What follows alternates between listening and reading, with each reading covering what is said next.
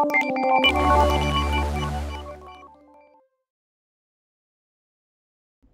anak-anak, jumpa lagi dengan Sir. Pada pertemuan kita yang ke-6 kali ini, sebelumnya kita sudah belajar ya tentang materi dari komponen utama sistem komputer, bagian hardware. Nah, yang selanjutnya adalah kita akan belajar bagaimana sebenarnya software itu bekerja. Jadi selanjutnya kita akan belajar materi tentang software dan brainware juga ya sekaligus. Oke, langsung saja software. Nah, software itu apa? Software adalah perangkat lunak pada komputer. Jadi secara singkat, kalau kalian lihat buku di halaman 35, nah di sini dijelaskan bahwa software adalah dalam bahasa Indonesia itu perangkat lunak, yang mana adalah suatu bagian sistem komputer yang tidak memiliki wujud fisik. Jadi dia ini tidak punya wujud fisik, kita sentuh tidak bisa. Tapi di sini kita bisa melihat. Maksudnya melihat ini adalah kita bisa melihat hasil dari eksekusi software ini sendiri. Contohnya banyak ya, seperti yang saya pakai sekarang ini, aplikasi Microsoft PowerPoint, seperti kita belajar kemarin tentang materi Office. Nah, itu juga salah satu termasuk dari software. Nah, jadi di sini rupanya ada banyak sekali macam-macam fungsi-fungsi dari software ini. Oke, yang pertama adalah kalian bisa lihat di buku kalian ya, halaman 36. Nah, yang pertama adalah dia sebagai penyedia fungsi dasar komputer. Jadi, ketika kita memakai komputer tapi tidak ada softwarenya, maka kita tidak bisa menggunakan komputer. Jadi, ibarat software ini adalah jembatan antara si komputer dengan kita si pengguna ya. Nah, selanjutnya adalah mengatur hardware agar bekerja secara simultan. Jadi, hardware ini bisa bekerja secara simultan, secara sekaligus. Ketika kita ketik A, B, C, D, E, F, G, maka langsung direspon oleh software bahwa harus menampilkan dari hasil ketikan yang kita ketik tadi. Ya, maka keluarlah hasilnya seperti di output device, semacam di monitor contohnya. Keluarlah ketika kita ketik A, B, C, D, langsung keluar di monitor, langsung keluar hasilnya tulisan teks A, B, C, D, seperti itu ya. Nah, itu makanya sangat berguna sekali software ini.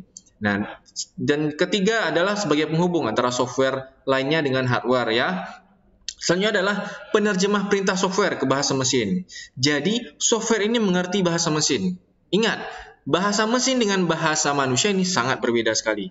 Nah, jadi bahasa mesin ini biasanya secara sederhananya sekali itu hanya menggunakan numerik ya, 0, 1. Jadi komputer kita ini yang sedang kita pakai ini, smartphone atau apapun itu yang berhubungan dengan elektronik, itu cuma mengerti 0 sama 1 saja. Kalau dalam lampu itu biasanya on sama off. 0 itu kita ibaratkan dengan off, on itu kita ibaratkan dengan 1. Tapi dibuat sedemikian rupa sehingga bisa dalam satu gambar itu berisi numerik 010101. Kalian bisa lihat misalkan ada di film The Matrix. Nah, itu salah satu contohnya ya. Nah, terakhir adalah dia bisa mengidentifikasi program pada komputer. Jadi software ini bisa mengidentifikasi komputer ini cocoknya untuk Office tahun berapa. Misalkan komputernya keluaran tahun 2000-an. Jadi ya dia harus bisa memakai yang 2000 ke atas versi Office-nya. Kalau 2000 ke bawah, Office-nya tidak bisa dipakai karena sesuai dengan terciptanya atau produksi dari komputer ini sendiri ya, gitu. Nah, selanjutnya software ini terbagi dari 2 klasifikasi. Nah, pertama adalah berdasarkan jenisnya. Yang pertama itu adalah sistem operasi. Sistem operasi ini contohnya yang kalian pakai ya, ada Mac OS, Android, Windows, Linux, banyak lagi macamnya. Chrome OS ya, sekarang sudah banyak OS terbaru. Nah, OS ini apa, Sir? Dia sebagai sistem operasi dasarnya. Jadi, dia menaungi dari keseluruhan komputer ini untuk bisa digunakan. Seperti misalkan kita mau mengetik sesuatu, menampilkan sesuatu di monitor, maka operating system inilah berguna sebagai penerjemah dari hardware ke software gitu, sehingga bisa digunakan oleh si brainware atau si pengguna ya. Selanjutnya adalah bahasa pemrograman. Nah, jadi operating system ini tercipta dari bahasa pemrograman seperti kita. kita ini membuat sesuatu itu pasti berdasarkan ngomong. Misalkan, Andi, coba kamu buat gambar persegi panjang. Nah, seperti itu. Jadi ada bahasanya. Sama seperti di komputer juga. Mereka punya bahasa sendiri. Nah, itulah bahasa pemrogramannya. Nah, biasanya kalau kita ini untuk yang memakai Microsoft Office atau mungkin website. Nah, kalau Office ini biasanya mereka memakai misalkan C++ atau mungkin C. Banyak ya macamnya. Nah, kalau yang website itu biasa menggunakan bahasa HTML, CSS, PHP, Python juga bisa, ya, banyak sekali sekarang macam-macam programming language-nya. Mengapa banyak macamnya? Karena di situ perbedaannya ada juga. Jadi efisiensinya berbeda-beda. Yang satu mungkin bahasa pemrogramannya mutar-mutar dulu. Misalkan menyuruh, Andi kamu maju ke depan 5 langkah. Nah, itu bahasa pemrograman pertama. Mungkin bahasa pemrograman kedua, Andi, maju 5 langkah. Bahasa pemrograman ketiga, maju 5 langkah. Jadi dia tidak perlu menyebut orangnya, langsung maju 5 langkah saja. Nah, jadi di situ ada perbedaan-perbedaannya, ya. Makanya banyak sekali bahasa pemrograman ini berbeda-beda. Karena dari segi efisiensi berbeda, dari segi bahasanya pun berbeda, dari segi kecepatannya pun ketika dieksekusi, itu pun berbeda juga. Nah, yang ketiga adalah program aplikasi. Nah, program aplikasi ini seperti tadi yang saya bilang, Microsoft Office, ya, Microsoft Excel itu sudah termasuk dengan program aplikasi. Kalau di buku kalian bisa lihat di halaman 37, ini ya, termasuk juga OpenOffice, Miyop, ya banyak macamnya lah ini. Jadi ini sebagai program aplikasi dasar ketika kita menggunakan komputer ini. Kalkulator juga termasuk program aplikasi, ya. Nah, yang terakhir adalah program bantu, utility. Nah, jadi ini dia sebagai program bantunya. Setelah ada program aplikasi, di bawahnya ada program bantu, utility-nya. Ini sebagai program pembantu. Contohnya seperti WinRAR. Apalagi ya, seperti di buku ini. Norton Utilities, itu antivirus, banyak lagi macamnya. Jadi dia di sini lebih membantu untuk membantu dari aplikasi dasar atau aplikasi program ini seperti kayak Microsoft Office.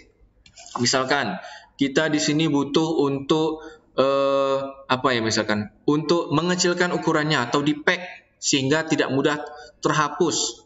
Misalkan lah dari Office kita punya file Microsoft Excel. Misalkan ukuran filenya jadi 300 KB. Kita masukkan ke WinRAR, maka nanti kita bisa kompres filenya menjadi 200 saja atau 250. Nah, di situ nanti kita bisa kasih password lagi. Nah, ini sebagai media pembantunya dari program aplikasi yang pertama, ya. Oke, selanjutnya berdasarkan distribusi. Nah, software ini rupanya distribusinya beda-beda. Yang pertama ada freeware. Freeware ini maksudnya adalah programnya gratis, ya. Kata YouTuber yang lain tuh. Nah, jadi freeware ini gratis aplikasinya. Seperti Opera, Google Chrome, Foxit Reader, ya, pokoknya yang gratis, tidak ada iklan, tidak ada trial, pemakaian 30 hari, bla bla bla, tidak ada. Gratis dipakai selamanya. Ini adalah freeware namanya. Yang kedua adalah adware. Kalau adware ini beda lagi. Dia ini gratis, tapi disematkan iklan, disisipkan iklan di aplikasinya itu. Kalau kalian pakai GOM Player, itu pasti di sebelah kanannya ada iklan di situ, ya. Kalau misalkan aplikasi lain, contohnya Yahoo Mail, nah itu biasanya pakai pakai iklan juga dia, ya. Jadi dia di sini kenapa dia harus pakai iklan, Sir? Karena disinilah dia mendulang uang, dia mendapatkan uang dari iklan itu.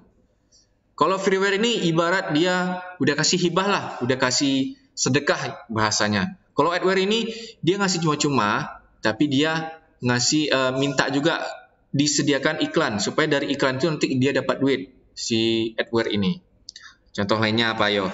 Yang pakai smartphone, HP Xiaomi dong. Nah, HP Xiaomi ini salah satunya.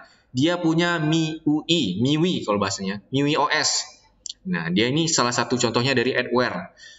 Oke, selanjutnya spyware. Spyware ini dia seperti mata-mata.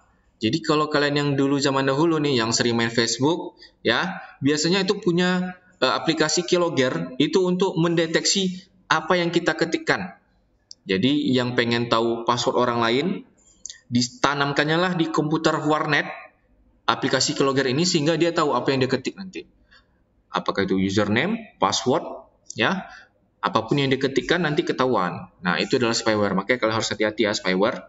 Oke, selanjutnya adalah malware. Malware ini adalah seperti semacam software yang mengganggu. Mengganggu ini banyak sekali artinya ini. Bisa mengganggu aplikasi sedang berjalan atau mengganggu sehingga tidak bisa berjalan sama sekali. Contohnya adalah Trojan Horse, ya. Oke, bisa dibilang virus lah malware ini. Nah, selanjutnya adalah open source. Open source beda lagi. Open source ini dia bisa digunakan secara freeware ya, tapi juga bisa kita edit programnya. Nah, itu kehebatannya itu open source. Jadi ini orang-orang yang banyak pahala ini kalau buat open source ini ya, program aplikasi open source. Contohnya Firefox, VLC Player, LibreOffice, Linux itu juga termasuk ya, OS Linux itu juga termasuk open source. Jadi kita bisa edit semuanya ya, dan kita bisa ubah-ubah itu semuanya aplikasinya. Misalkan kita mau ganti nama Firefox menjadi nama saya, Afdol Satria, nama browsernya bisa.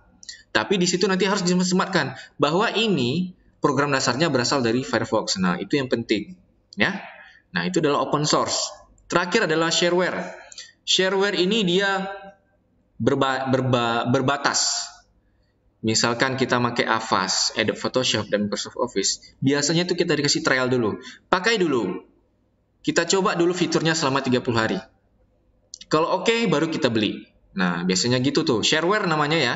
Shareware ini kita boleh pakai, tapi terbatas waktunya. Kalau kita mau memperpanjang lagi pemakaiannya dari aplikasi ini, maka kita wajib membayar. Sesuai berapalah harga aplikasinya ya, begitu. Nah, selanjutnya adalah brandware. Ini adalah pengguna pada komputer. Nah, brandware ini ada juga banyak macamnya. Kalian bisa lihat di buku kalian di halaman 38 dan 39.